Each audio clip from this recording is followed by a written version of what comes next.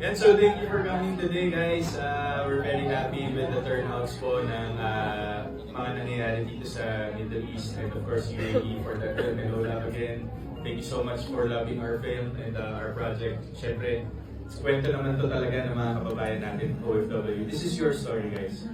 So, maraming salamat for giving the film recognition and with everything that has been happening. Wala kaming masabi, we're just full of gratitude and gratefulness sa inyo lahat. So, thank you po for being. Thank you for all the support. The way is small.